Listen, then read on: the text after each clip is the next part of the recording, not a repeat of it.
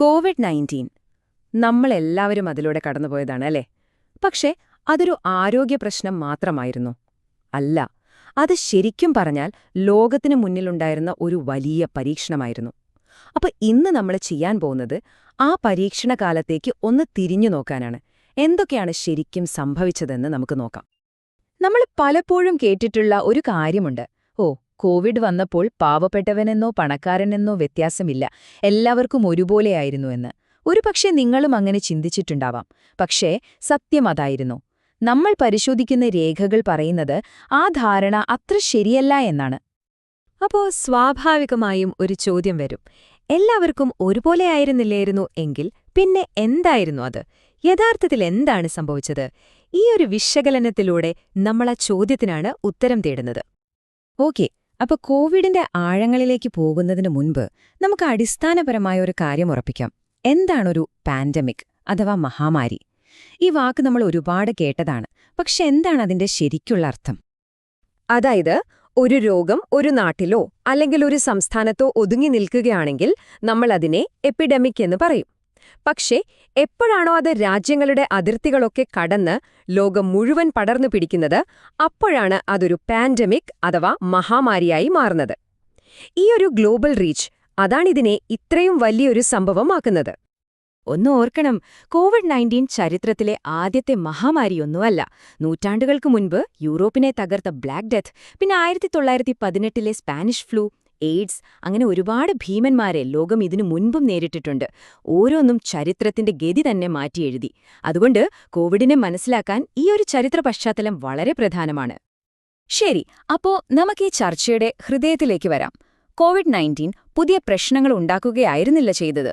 പകരം അത് ഒരു ആംപ്ലിഫയർ പോലെ പ്രവർത്തിച്ചു. അതായത് നമ്മുടെ സമൂഹത്തിൽ ഓൾറെഡി ഉണ്ടായിരുന്ന, ഒരുപക്ഷെ നമ്മൾ അത്ര ശ്രദ്ധിക്കാതെ പോയ പല വിള്ളലുകളും അസമത്വങ്ങളും അതിനെയെല്ലാം ഒരു ഭൂതക്കണ്ണാടി വെച്ച് വലുതാക്കി കാണിച്ചു തന്നു. അതുകൊണ്ടാണ് നമ്മളിതിനെ ദ ഗ്രേറ്റ് ആംപ്ലിഫയർ എന്ന് വിശേഷിപ്പിക്കുന്നത്. ആദ്യം തന്നെ നമുക്ക് ആരോഗ്യരംഗത്തേക്ക് നോക്കാം. അവിടെയാണ് ഈ വിവേചനം ഏറ്റവും വ്യക്തമായി കണ്ടത്. വാക്സിൻ വന്നപ്പോൾ എന്തുപറ്റി? പണമുള്ള രാജ്യങ്ങൾ അവർക്ക് ആവശ്യമുള്ളതിലും എത്രയോ ഇരട്ടി വാക്സിൻ ഡോസുകൾ മുൻകൂട്ടി വാങ്ങി സ്റ്റോക്ക് ചെയ്തു. അതേസമയം പാവപ്പെട്ട രാജ്യങ്ങളിലെ ആളുകൾക്ക് വാക്സിൻ ഒരു സ്വപ്നം മാത്രമായി.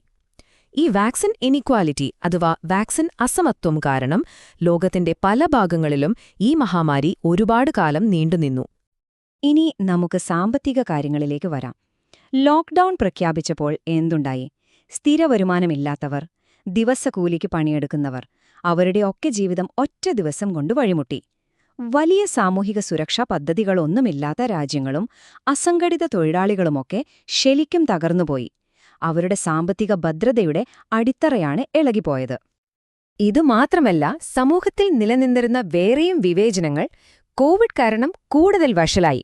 വംശത്തിന്റെ പേരിലായാലും, സ്ത്രീകൾ അനുഭവിക്കുന്ന അധിക ഭാരത്തിന്റെ കാര്യത്തിലായാലും, കുടിയേറ്റ തൊഴിലാളികളുടെ അവസ്ഥയിലായാലും ശരി, ഈ മഹാമാരി ആ വിടവുകളെയെല്ലാം വലുതാക്കി. അപ്പോൾ നമ്മൾ ആദ്യം പറഞ്ഞ കാര്യത്തിലേക്ക് വീണ്ടും വരുന്നു. ഈ പ്രതിസന്ധിയുടെ ഭാരം എല്ലാവരും ഒരുപോലെയല്ല ചുമന്നത്. തീർച്ചയായും അല്ല. ചിലരുടെ ചുമലിൽ അത് താങ്ങാവുന്നതിലും അധികമായിരുന്നു.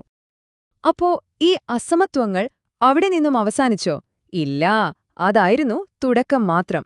അവിടെ നിന്ന് മറ്റു പല പ്രശ്നങ്ങളിലേക്കും കാര്യങ്ങൾ പോയി. ശരിക്കും പറഞ്ഞാൽ ഒന്നിനു പുറകെ ഒന്നായി വീഴുന്ന ഡോമിനോകൾ കണ്ടിട്ടില്ലേ? അതുപോലൊരു ചെയിൻ റിയാക്ഷനായിരുന്നു പിന്നീട് സംഭവിച്ചത്. നോക്കൂ, ഇതെങ്ങനെയാണ് പ്രവർത്തിച്ചതെന്ന്. ആദ്യം വിതരണ ശൃംഖലകൾ അഥവാ സപ്ലൈ ചെയിനുകൾ തകർന്നു. അതോടെ സാധനങ്ങൾക്ക് വില കൂടി, ഭക്ഷ്യക്ഷാമം വന്നു, ജനങ്ങൾക്ക് സർക്കാരിലുള്ള വിശ്വാസം കുറഞ്ഞു. അവസാനം അത് പലയിടത്തും രാഷ്ട്രീയ അസ്ഥിരതയ്ക്കും കലാപങ്ങൾക്കും വരെ കാരണമായി. കണ്ടില്ലേ, ഓരോ പ്രശ്നവും അടുത്ത പ്രശ്നത്തിന് വളം വെച്ചുകൊടുക്കുകയായിരുന്നു. ഇതിനൊക്കെ പുറമേ നമ്മൾ മുൻപ് അധികം സംസാരിക്കാത്ത പുതിയ ചില വിള്ളലുകളും പുറത്തുവന്നു. അതിൽ ഏറ്റവും വലുതായിരുന്നു ഡിജിറ്റൽ ഡിവൈഡ്. ഒന്നാലോചിച്ചു നോക്കിയേ, സ്കൂളുകൾ അടച്ചു, ഓഫീസുകൾ അടച്ചു, എല്ലാം ഓൺലൈനായി. ലാപ്ടോപ്പും നല്ല ഇന്റർനെറ്റും ഉള്ളവർക്ക് വീട്ടിലിരുന്ന് പഠിക്കാനും ജോലി ചെയ്യാനും പറ്റി. പക്ഷേ അതില്ലാത്ത കോടിക്കണക്കിന് കുട്ടികളുടെയും ആളുകളുടെയും അവസ്ഥ എന്തായിരുന്നു? ഉള്ളവനും ഇല്ലാത്തവനും തമ്മിലുള്ള ആ ഡിജിറ്റൽ അന്തരം അതൊരു വലിയ കൊക്ക പോലെയായി മാറി. ശരി, അപ്പോൾ വ്യക്തികളും സമൂഹങ്ങളും അനുഭവിച്ച കാര്യങ്ങൾ നമ്മൾ കണ്ടു. ഇനി അടുത്ത ചോദ്യം. ഇത്രയും വലിയൊരു പ്രതിസന്ധി വന്നപ്പോൾ ലോകരാജ്യങ്ങളും അന്താരാഷ്ട്ര സംഘടനകളുമൊക്കെ എങ്ങനെയാണ് ഇതിനോട് പ്രതികരിച്ചത്? അവരൊരുമിച്ചു നിന്നോ? ഇവിടെയാണ് കാര്യങ്ങൾ കൂടുതൽ സങ്കീർണമാകുന്നത്. ഒരു വശത്ത് ലോകം മുഴുവൻ ഒരുമിച്ച് നിൽക്കേണ്ട ഒരു സാഹചര്യം, മറുവശത്തോ എന്റെ രാജ്യം ആദ്യം എന്ന ചിന്ത. പല രാജ്യങ്ങളും സ്വന്തം കാര്യം സിന്ദാബാദ് എന്ന നിലപാടെടുത്തു. മാസ്കും മരുന്നുകളും പോലുള്ള അവശ്യ സാധനങ്ങളുടെ കയറ്റുമതി പോലും നിർത്തിവെച്ചു. ആഗോള സഹകരണം എന്ന ആശയത്തിന് കിട്ടിയ ഏറ്റവും വലിയ തിരിച്ചടികളിൽ ഒന്നായിരുന്നു അത്. അപ്പോ ചുരുക്കത്തിൽ എന്താ സംഭവിച്ചത്? ആഗോളതലത്തിൽ നമ്മളെ നയിക്കാനുണ്ടായിരുന്ന സിസ്റ്റം പരാജയപ്പെട്ടു. രാജ്യങ്ങൾ തമ്മിലൊരു ഏകോപനവും ഉണ്ടായിരുന്നില്ല. ലോകാരോഗ്യ സംഘടനയ്ക്ക് നിർദ്ദേശങ്ങൾ നൽകാനല്ലാതെ കാര്യമായി ഒന്നും ചെയ്യാൻ പറ്റിയില്ല. സ്വാഭാവികമായും ഇത്തരം സ്ഥാപനങ്ങളിലുള്ള ജനങ്ങളുടെ വിശ്വാസം പതിയെ ഇല്ലാതായി. ഓക്കെ, ഇത്രയും പ്രശ്നങ്ങളൊക്കെ നമ്മൾ കണ്ടു. ഇതൊക്കെ കേട്ട് നിരാശപ്പെടാനല്ല. ഏറ്റവും പ്രധാനപ്പെട്ട ചോദ്യം ഇതാണ്: ഇത്രയും വലിയൊരു അനുഭവത്തിൽ നിന്ന് നമ്മൾ എന്തു പാഠം പഠിച്ചു? ഇനിയൊരു പ്രതിസന്ധി വന്നാൽ അതിനെ നന്നായി നേരിടാൻ, കൂടുതൽ കരുത്തോടെ ഒരു ഭാവി കെട്ടിപ്പടുക്കാൻ നമുക്ക് എന്ത് ചെയ്യാൻ പറ്റും? നമുക്ക് നോക്കാം. മുന്നോട്ടുള്ള വഴിക്ക് പ്രധാനമായും 4 കാര്യങ്ങളാണ് ചൂണ്ടിക്കാണിക്കപ്പെടുന്നത്. 1. ആഗോള ഐക്യദാർഢ്യം വളർത്തുക.